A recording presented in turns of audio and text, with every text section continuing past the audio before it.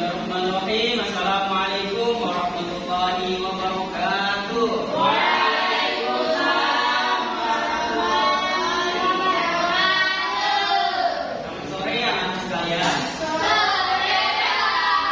Gimana kabarnya kalian hari ini? Alhamdulillah luar biasa. Allahu Akbar. Sehat semua kan? Sehat. Nah, sebelum kita memulai pembelajaran pada hari ini, kita mulai dulu dengan berdoa. Silahkan kepada Raden untuk memimpin doa. Baiklah, sebelum kita mulai pembelajaran pada siang hari ini, marilah kita berdoa dengan mengucapkan salam bersama-sama. Bismillahirrahmanirrahim. Sekarang kita akan mengecek kehadiran kalian. Ada tak teman kalian yang tidak hadir pada hari ini? Siapa? Mana, Pak? Terus siapa lagi? Azizi. Ya udah.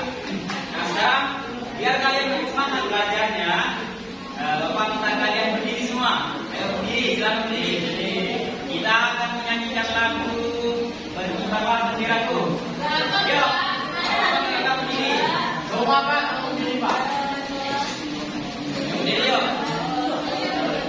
Ya yang di belakang berdiri, di belakang. Ya udah mulai. Nyanyi. 1, 2, 3.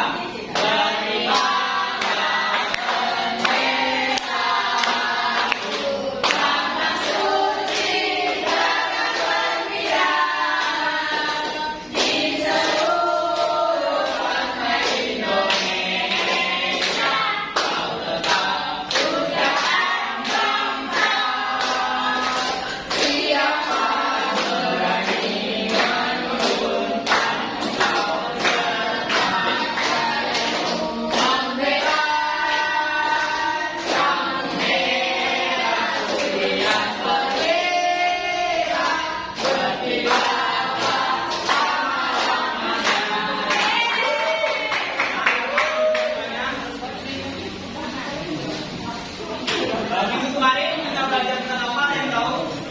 Belajar tentang kedatangan. Nah sekarang kita akan belajar tentang macam-macam perlawanan.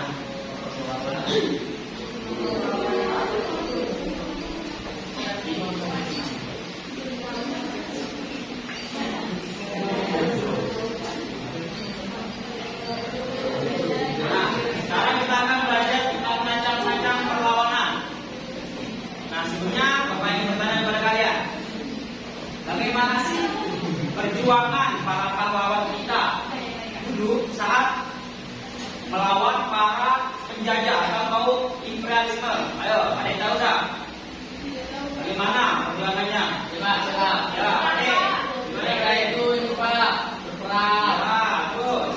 terus melawan dengan Pak pendidikan yang keluar. Ya, betul. Nah, terus kalian pernah dengar nggak di daerah kalian itu waktu pernah dengar nggak dari orang tua, dari keluarga, dari masyarakat sekitar, perang apa yang terjadi di daerah kalian saat ini masa penjajahan? Ada yang pernah dengar nggak di daerah kalian? Peperangan 3 orang dari ya, betul. Nah, baiklah. Ya, baik. Nah, sekarang Bapak minta kalian buka buku kalian masing-masing di halaman 33. Oke, Pak. Ini tentang ya macam-macam perlawanan bagian A dan B. Di bagian A ada Mangani Menegoro dan yang kedua ada Lampung Memuncul. Silahkan kalian baca. Bapak beri waktu kalian 10 menit untuk membacanya. Silahkan baca. Baca ya, yang itu ya. Baca.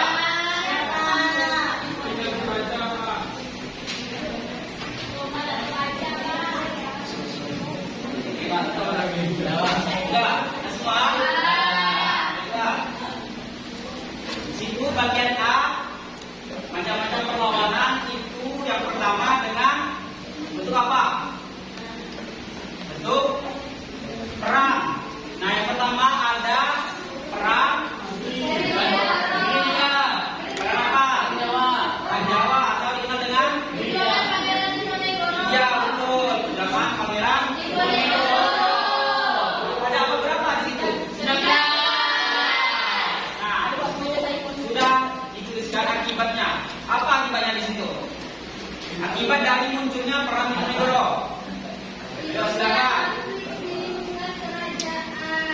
Iya, betul. Nah, di situ ada campur tangan pemerintah Belanda. Ya, campur tangan pemerintah Belanda. Gitu. Nah, terus apa lagi? Ada tuh penyebabnya. Terus, ayo baca kalian ini. Nah, di situ Belanda, Menaikkan pajak. iya, iya betul.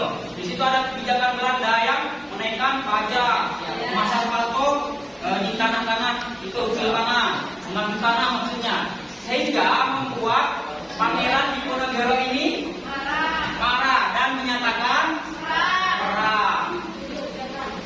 Nah, di situ Pangeran Diponegoro melakukan perang dengan strategi apa? Ya, gerilya. Ada yang tahu tak? Strategi perang gerilya. Iya, ada yang tahu tak? Serangan mendadak, Pak. Ya. Dadakan. Ya, betul.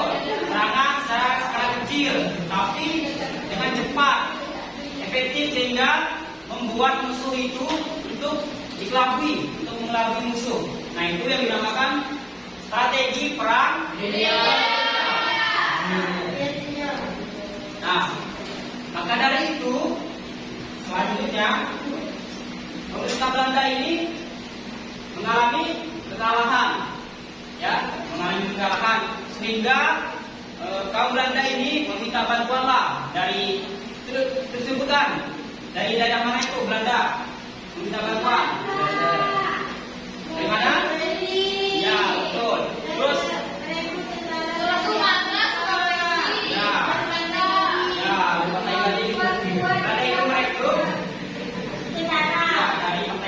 dari Afrika. Nah, terus komandan dari Belanda ini siapa namanya? Ya, di situ ada menerapkan strategi baru. Disebut apa di situ strateginya? Dengan Kretenstelsel. Apa yang dimaksud? Iya, pembangunan banyak sehingga pasukan Diponegoro ini kalah. Nah, maka dari itu pada Diponegoro ini meminta perundingan. Tetapi Belanda ini licik, ya, licik. Apa bentuk licikannya di sini? Ya, betul. Maka Diponegoro itu ditangkap dan diasingkan. Ya, diasingkan ke Makassar. Betul kan? Diasingkan ke Makassar. Sulawesi. Ya, betul. Sulawesi. Terus meninggal di tempat. Nah, pada tahun berapa di situ? Nah, perang Pangeran Diponegoro ini oleh orang Eropa, oleh orang Barat itu dikenal sebagai apa? Artinya apa? Saya tahu dah, itu bahasa Inggris. Apa? Perang yang besar. Kenapa disebut perang yang besar? Ya, karena pada waktu itu Belanda itu mengerahkan sebanyak 50.000. Banyak nggak 50.000?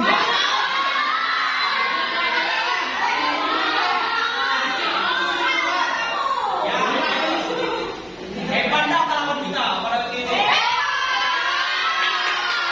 Sehingga membuat Belanda itu merekrut dari berbagai daerah dan berbagai negeri. Nah, itulah cerita dari perjuangan Pangeran. Nah, ini gambar Pangeran Diponegoro.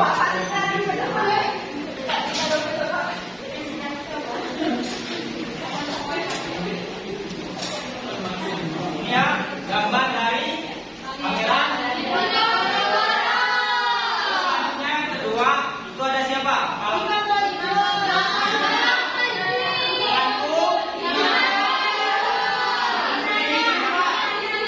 Imam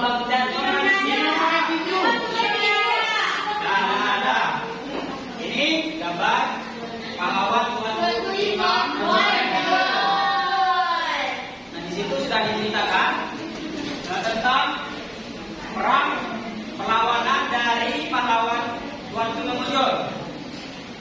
Nah, di situ apa penyebab dari timbulnya perang yang dipimpin Tuan Menonjol? Konflik antar kaum adat dengan kaum Maka dari itu dikenallah perang ini sebagai perang apa? Pada waktu itu ada dua kaum yang berbeda dalam praktik keagamaan. Yang satu kaum adat, yang kedua kaum apa? Kaum keagamaan atau dikenal sebagai kaum patri. Nah, karena itu dimulai peperangan skala luas. Nah, maka pada waktu itu kaum adat ini mengalami kekalahan sehingga kaum ini meminta bantuan dari siapa? Nah, pada waktu itulah Belanda itu mencari kesempatan. Ya, Belanda ini mencari kesempatan. Apa keinginan dia? Wilayah Minangkabau jadi bagian kekuasaannya. Nah, sedangkan strategi yang dipakai oleh Tuan Menonjol ini strategi apa? Strategi ya, sama dengan strategi perang. Ya. Awalnya ini siapa yang memimpin kaum keagamaan? Sebelum Menonjol ada. Setelah wafat maka digantikan oleh Tuan Menonjol. Nah, diperhatikan semuanya di situ. Nah, silakan. Setelah ini kita minta bantuan, apa yang terjadi di situ? Mana?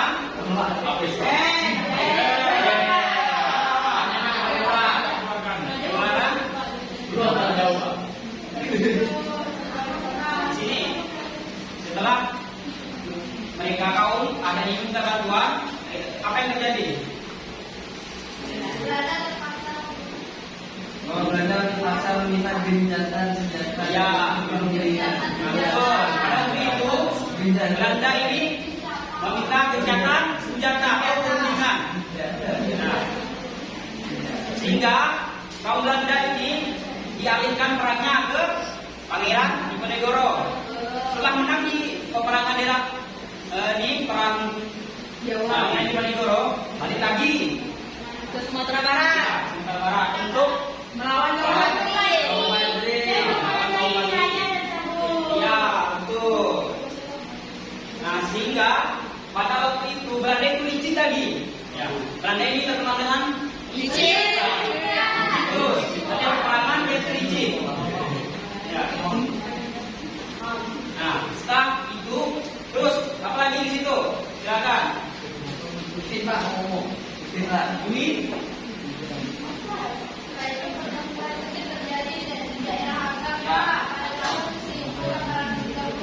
ya, terus pada waktu itu kaum patri ini dan Belanda ini mengalami pasukan yang banyak, ya, menambah pasukannya maksudnya, ya, meningkat, sehingga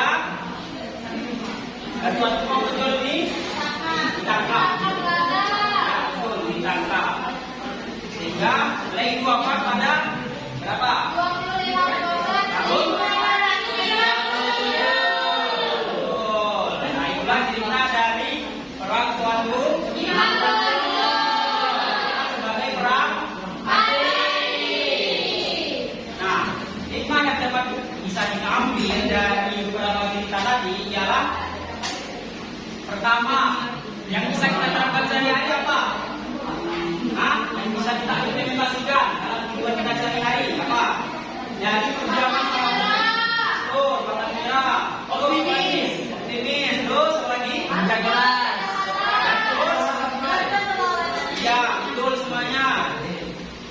Nah, sekarang Bapak akan membagi kalian menjadi 3 kelompok.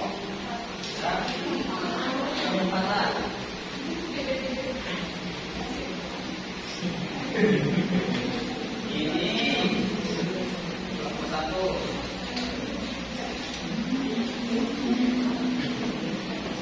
Ini kelompok 2. Ini kelompok 3. Nah, di situ ILKPD itu sudah dituliskan petunjuk pengerjaannya. Silakan kalian baca dan diskusikan bersama teman kalian. Apakah waktu 5 menit kita mengerjakan? Silakan dikerjakan.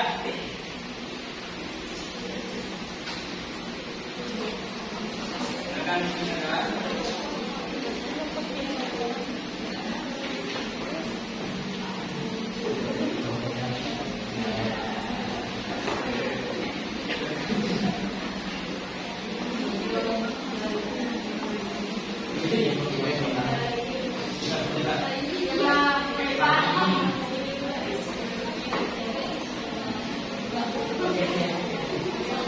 Ya, sudah selesai semua? Dapat. Nah, silakan untuk kelompok pertama silakan maju. Dilanjutkan diskusinya.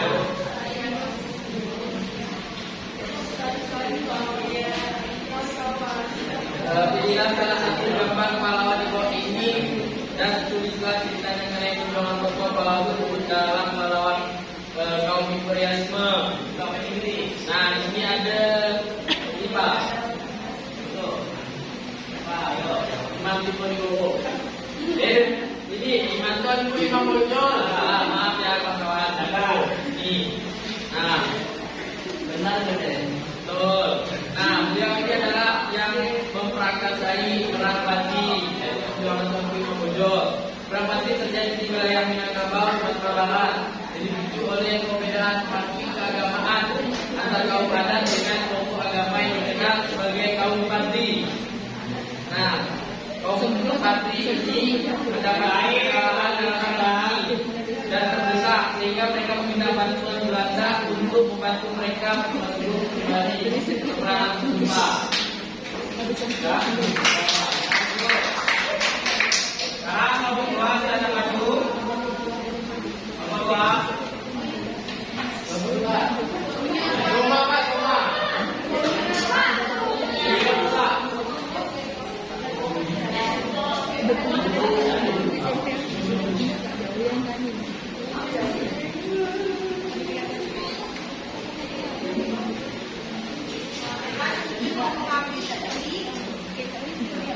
Gambar yang pertama itu Pangeran Diponegoro.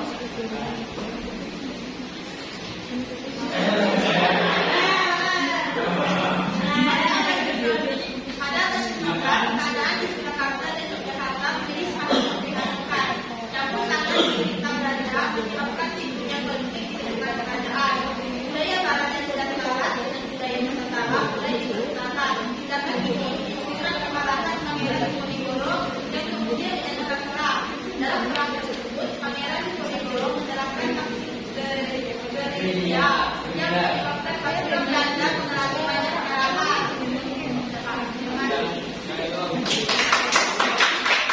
Kelompok terakhir silakan maju. Rumah. Terakhir. Ngomong Rumah. Ngomong turun.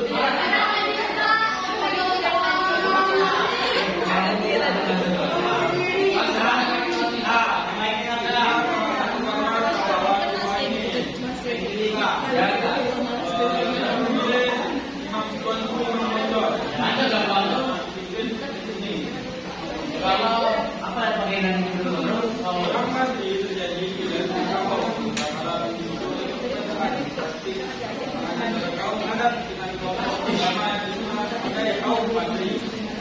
Kaum adat menghadapi kekalahan dalam perang ini dan terdesak tinggal meminta bantuan dari para Belanda yang berada di wilayah tersebut. Dan pada ini Belanda menyebut wilayah Minangkabau menjadi bagian kekuatan mereka. Pada perang ini kelompok Pati dipimpin oleh Datuk Bandaro. Namun setelah wafat, kepemimpinan diambil alih oleh Tuan Ibu Bojol.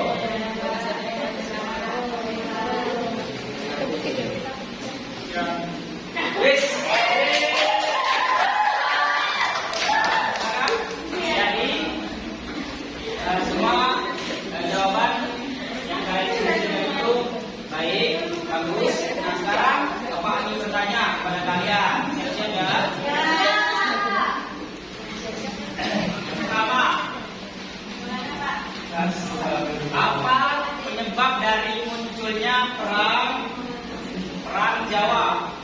Orang Penegoro. Ya, siapa yang bisa jawab?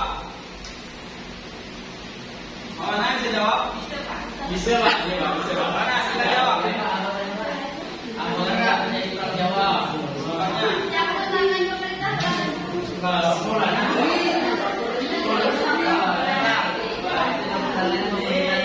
menyebabkan timbulnya konflik di lingkungan kerajaan dari kerajaan yang tidak selaras dengan budaya Nusantara mulai karena masuk minuman keras. Sudah? Ya, betul. Sekarang pertanyaan yang kedua. Apa penyebab dari timbulnya perang Wati Membenjot? Saya, Ya, apa? ini Pak, konflik antara kaum adat sama kaum keagamaan tadi, sehingga ketika salah satu kelompok ini kalah, dia minta bantuan kepada Belanda untuk membalas kekalahan yang pasti kan terjadilah perang Imam Bondo. Perang Bali ya. Sekarang pertanyaan selanjutnya, taktik atau strategi perang apa yang digunakan oleh kedua pahlawan ini? Gerilya. Ada yang tahu? Gerilya. Serangan mendaratkan Gerilya apa? Gerilya apa? serangan mendaratkan.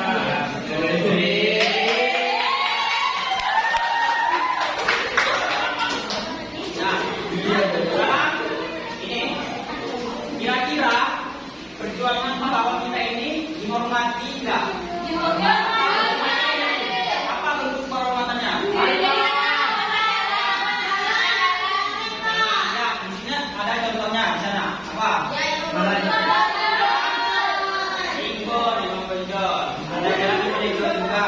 Nah, itulah bentuk penghormatan untuk perjuangan. Nah, terus yang bisa kita terapkan dari perjuangan pahlawan kita ini untuk diimplementasikan dalam kehidupan sehari-hari kita ialah apa saja? Yang mudah menyerah, optimis, terus apa lagi? Ya, betul. Nah, terakhirlah pembelajaran kita pada hari ini. Sebelum mengakhiri pembelajaran kita pada hari ini, kita berdoa dulu. Silahkan kepada Raden ketiganya. Baiklah, untuk menutup pembelajaran kita pada sore hari ini, marilah kita